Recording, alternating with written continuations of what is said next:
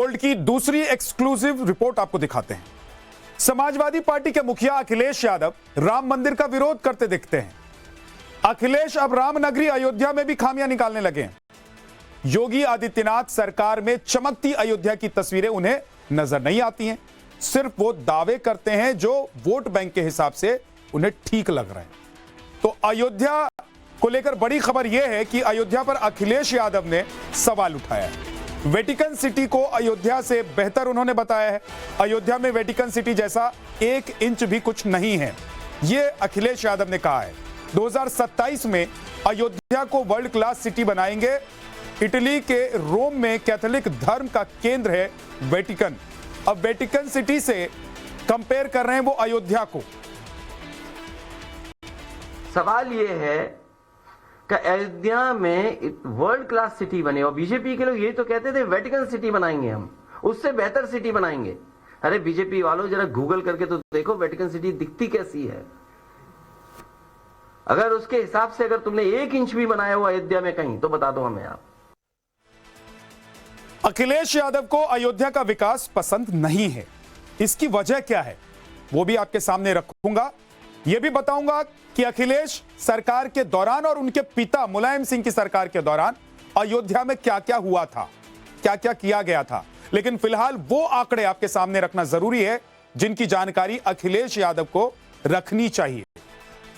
अखिलेश जी जो आंकड़े सच हैं वो हम आपके सामने रख रहे हैं, आपको ये एक बार देखना जरूर चाहिए। देखिए बीते 1 साल में कितने श्रद्धालु अयोध्या पहुंचे हैं। 13.5 करोड़ लोग। वेटिकन सिटी में इस दौरान कितने लोग पहुंचे? सिर्फ 90 लाख लोग पहुंचे हैं। पिछले 1 साल में अयोध्या की रेवेन्यू 40,000 करोड़ की थी, वेटिकन सिटी में 26,000 करोड़। कितनी जगह के भक्त पहुंचे अयोध्या? तो केवल हिंदुस्तान नहीं बल्कि हिंदुस्तान से बाहर के लोग भी अयोध्या आए हैं, जबकि वेटिकन सिटी में 130 देश के लोग जाते हैं और पहुंचे हैं। पिछले 1 साल में रिकॉर्ड 6 बनाए गए हैं अयोध्या के माध्यम से, यानी कि अयोध्या में ऐसी ऐसी चीजें हुई हैं जिसके रिकॉर्ड बन गए। 6 रिकॉर्ड। वेटिकन सिटी के पास पिछले 1 साल में एक भी रिकॉर्ड नहीं बना है। कुल आबादी अयोध्या की 60,000 है, जबकि वेटिकन सिटी की आबादी 764 लोगों की है। अखिलेश यादव लखनऊ से चंद किलोमीटर की दूरी अयोध्या की विकास गाथा को नकार रहे हैं, लेकिन अयोध्या से 6,437 किलोमीटर दूर वेटिकन सिटी की वो तारीफ कर रहे हैं। हो सकता है अखिलेश यादव ने सिर्फ यूट्यूब या फिर कुछ तस्वीरों के जरिए वेटिकन सिटी को देखा होगा। ऐसे में अखिलेश यादव को अयोध्या और वेटिकन सिटी की तस्वीरें एक साथ देखनी चाहिए, तब उन्हें समझ में आएगा कि जिस वेटिकन सिटी में 130 देशों के लोग पहुंचते हैं और जिस अयोध्या में हिंदुस्तान से ही करोड़ों भक्त पहुंचते हैं, उनमें कितना फर्क है। अखिलेश यादव ने 2027 के चुनाव को देखते हुए अयोध्या और वेटिकन सिटी की तुलना की। उन्हें लगता है कि 2024 के लोकसभा चुनाव में जिस तरह फैजाबाद सीट से उनकी पार्टी का सांसद चुना गया, इस बार भी वही फॉर्मूला चल सकता है। लेकिन कार सेवकों से लेकर संत समाज ने अखिलेश यादव पर पलटवार किया। तो बड़ी खबर यह है कि अखिलेश के बयान पर कार सेवकों ने तंज कसा है। साधु संतों ने अखिलेश को अयोध्या विरोधी बता दिया है। अखिलेश ने कितना विकास कराया सब जानते हैं, ये वहां के लोग कह रहे हैं। मुलायम सिंह यादव के गोलीकांड को लोग याद कर रहे हैं। अखिलेश को अयोध्या में घूमने की नसीहत दी है लोगों ने। नहीं, अयोध्या में प्लाट लेने से, अयोध्या में मठ मंदिर बनवाने से, अयोध्या में व्यवसाय करने से, अयोध्या में दर्शन करने से लोग कतराते थे। बामुश्किल 10,000 लोग प्रतिदिन दर्शन कर पाते थे पूरी अयोध्या की।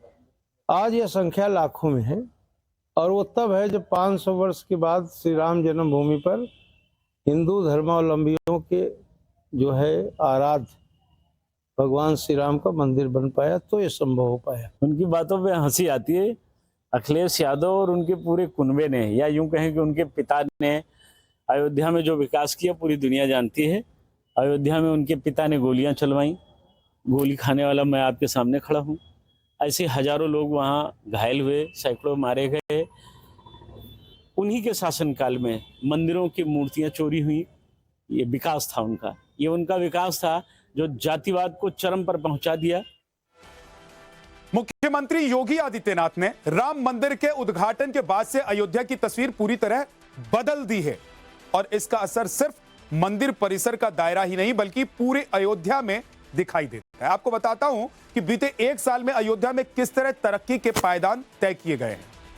राम मंदिर के बाद से अयोध्या में क्या बदला है, देखिए सबसे बड़ी बात यह कि नई नौकरियां 70,000 लोगों को मिली है। यहां पर प्रसाद का कारोबार 500 गुना बढ़ गया है, जमीन की कीमत 400 गुना बढ़ गई है, लड्डू का कारोबार 200 गुना बढ़ गया है, नए होटल 1200 खुले हैं, नए होटल खुले हैं सर 1200। आप सोचिए जरा, रेस्टोरेंट ढाबे 3000 नए खुल गए हैं, नई दुकानें 1000 से ज्यादा खुल गई हैं और होम स्टे के लिए जिन लोगों ने अपने घर को होम स्टे में तब्दील कर दिया है ऐसी संख्या 5000 लोगों की है, 5000 घरों की है। तो अयोध्या में क्या बदला है आप समझ सकते हैं। वेटिकन सिटी में इस साल गोल्डन जुबली मनाई जाएगी। माना जा रहा है कि इस साल 6 करोड़ लोग वहां पहुंच सकते हैं, लेकिन इससे 2 गुना श्रद्धालु तो बीते एक साल में अयोध्या में पहुंच गए हैं ज्यादा। इस दौरान राम मंदिर को दान भी रिकॉर्ड तोड़ मिला है। 363 करोड़ रुपए दान में आए हैं, जिसमें से 53 करोड़ को काउंटर से ही आया है। मतलब 53 करोड़ रुपए हैं वो तो कैश में आए, काउंटर के जरिए आए। 20 किलो सोना मिला है, 13 क्विंटल चांदी भक्तों ने चढ़ाई है। राम मंदिर के निर्माण के लिए जो चंदा आया था वो अलग है, उस चंदे से भी लगातार बैंक ब्याज मिल रहा है। जबकि एक रिपोर्ट के मुताबिक कोविड के बाद से लगातार वेटिकन सिटी की कमाई घट रही है और अखिलेश जी जिन्होंने राम भक्तों की आस्था भी नहीं देखी, अखिलेश जी जिन्होंने अयोध्या की तरक्की नहीं देखी, वो अयोध्या की तुलना वेटिकन सिटी से कर रहे हैं।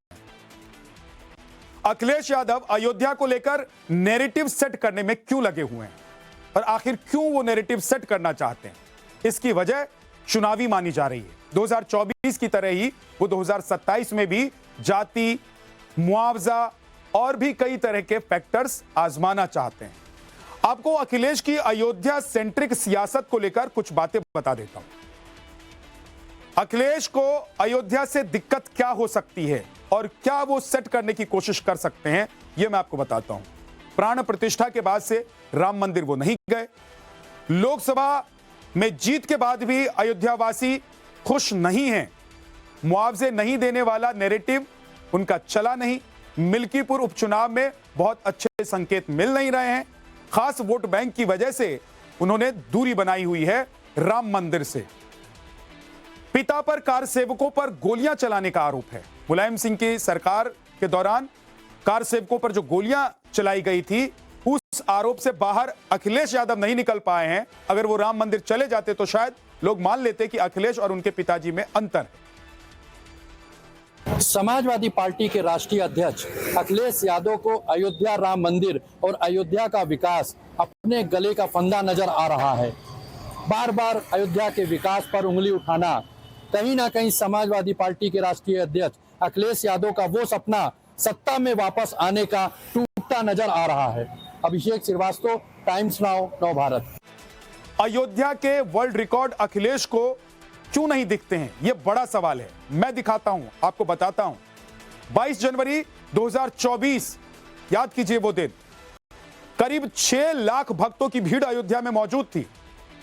22 जनवरी से 4 फरवरी के बीच 2024 में राम मंदिर पहुंचने वाले भक्तों की संख्या 2.5 करोड़ थी। आपको वो तस्वीरें याद होंगी जब पैर रखने तक की जगह अयोध्या में नहीं मिल रही थी।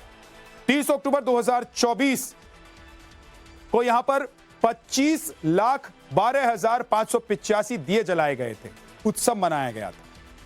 1 जनवरी 2025 को यानी कि इसी साल 10 लाख भक्तों ने अयोध्या में माथा टेका। 2024 में जो पर्यटक पहुंचे उनकी कुल संख्या आप सुन लेंगे तो समझ जाएंगे वेटिकन और अयोध्या का फर्क क्या है। 13.5 करोड़ यानी कि 13.5 करोड़ लोग अयोध्या पहुंचे भक्त दर्शन करने के लिए। और जब वो पहुंच रहे थे तो वहां पर पैसे भी खर्च कर रहे थे, सरकार की आमदनी भी बढ़ा रहे थे और वहां का विकास भी देख रहे थे। अब सवाल यह है कि अयोध्या का विकास किसने कराया, अखिलेश यादव ने या फिर योगी आदित्यनाथ ने? तो तस्वीरें हम अब आपको दिखाते हैं। 3 तस्वीरें देखिए।